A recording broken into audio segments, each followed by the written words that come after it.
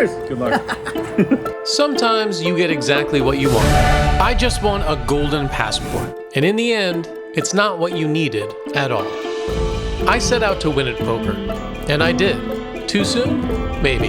But it did set off a course of events I may not have encountered otherwise. Life has shown me success takes time. And any that comes sooner than when it's due isn't the type of success you really need.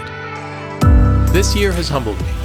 In poker, in my profession, in LA, in life. You win some, you lose some. In tournament poker, you lose a lot. And that's good for the soul, I think. It makes the journey the true reward. And if I ever win again, I'm confident I'll burst out in tears after finding out just what it takes to get there. This year's journey ended with a little cherry on top. I won a free roll in the WPT $5 million guarantee tournament. I made a vlog to win a spot from Brad Owen's contest. When we finally make it there, I see him in passing in the hallway, but I don't get a chance to thank him, and I wish I had because it turns out to be one of the best poker experiences of my life. My brother-in-law Tom and I feel like we were on a press junket. You did the vlog for Brad, right? I did. It was very, very well done. Oh, thanks, man. I appreciate it. Collecting lots of swag, some nice compliments from fans of the vlog. Good luck to you too. All right, man. I'll share my table. All right. And just having a great time in general. It was such a blast that I started not really caring if I cashed or not. But I do wish I cared just a little less than I did. Because, well, it was a grind. I worked hard to double my stack, but it bled dry after one or two bad moves. And though I held on for a min cash, I didn't get quite nearly as far as I'd hoped. And I think I know why. What's 2025 got in store for me? I'm not a resolution guy, though a few years ago a friend turned me on to making year-long goals. Some you achieve, others that keep popping up year after year. If you don't make a plan to do something, how the hell are you ever going to do it? It's beyond things like improving my dad bod or making a better pizza dough. And some say there's plenty of room for improvement on being a better communicator, a better listener, and a better husband in general. But my list of goals is usually a creative think piece on my life and where I'd like to be. I've decided 2025 will be the year of the big swing. In the physical world, that means things like trying to develop my land in Joshua Tree. I've been meaning to subdivide it and build on it for a while now, and this is the year I hope to start. I also want to make a movie. This one's usually on my list. Vlogs don't count. Side note, a film I edited will premiere at South by Southwest this year, so I hope to go there and take the vlog with me and try to parlay that into bigger and better work in the film world. Side note to the side note, I hear they have a card room there in Austin too that we may have to visit and finally thank Brad in person. All in all, I hope being held accountable by this vlog will go a long way to accomplish some of these goals. In poker, I think 2025 will see me take bigger swings as well. Not in buy-in size, but in bravery. I've been stuck trying to cash in tournaments, hoping not to waste the little time I have to play them, and come home with some cash in my pocket. I have to let that go and play good poker. And sometimes good poker is risking our survival for bigger stacks that can take us to the final table. Let's look at some of the hands from the WPT free roll in Vegas to show you what I mean. We'll start off with the typical hand that got me in the groove and gave me some hope of a deep run. There was a wide range of players at the free roll, and I think my skill set gave me an advantage over a large percentage of the field. This hand was against an amateur who likely didn't have a lot of live tournament experience based on how I saw him play over a couple of hours.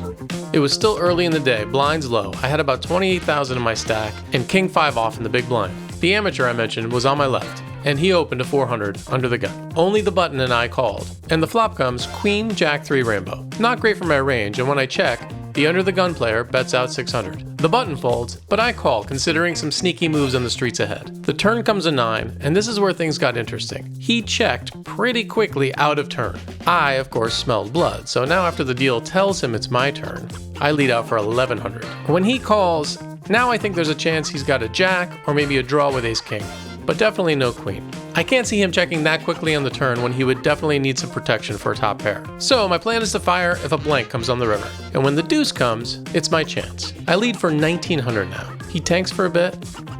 I think I might be in trouble, but he eventually folds. Lots of hands with players like this let me build my stack to about 2.5 times the starting stack.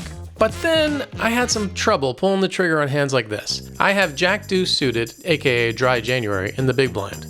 The low jack min raises, and when the small blind calls, I come along too. The flop looks great. 5-4-3, 2 diamonds. So I have the flush draw here plus an up and down straight draw, and my plan is to check raise. But when the button bets 1600, the small blind pulls the rug out from under me and raises himself to 5k. He's been aggressive, but he's also shown some really strong hands. So my dilemma here is, do I come over top for a re-raise? A jam? I figure it's still early, I have better future spots, I chose fold here. A conservative route, I think, but my analysis was that I may be drawing to the bottom end of the straight, and I might be drawing to a lower flush. On top of the fact, I might already be behind by a main hand. That, coupled with the fact that the button was behind me yet to act, led me to the fold. Let me know what you would have done in the comments.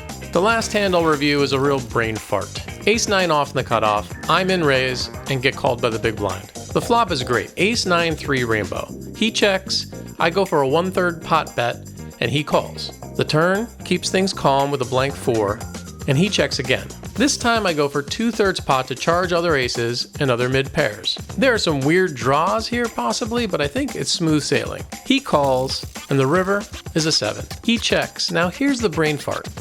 I check back. What am I afraid of here? What did I do? What happened? Where was my brain?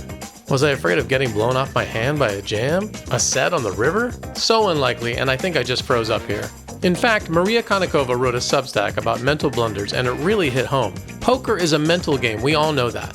But the tiny missed moves we make can be game-changing. And without the proper mental preparedness and experience, it can be impossible to recover. The silver lining of the day, we sit at the table and next to Rampage for some of this tournament. He's definitely part of the reason I started playing poker more, and it was a bit surreal now to be battling with him at a WPT event. All day long, he was kind, supportive, really cool to everybody that came up to him for a picture, and contrary to his recent vlogs, he played great. At one point, a player comes up to the table, leans over and says, "Hey man, I really love the YouTube channel."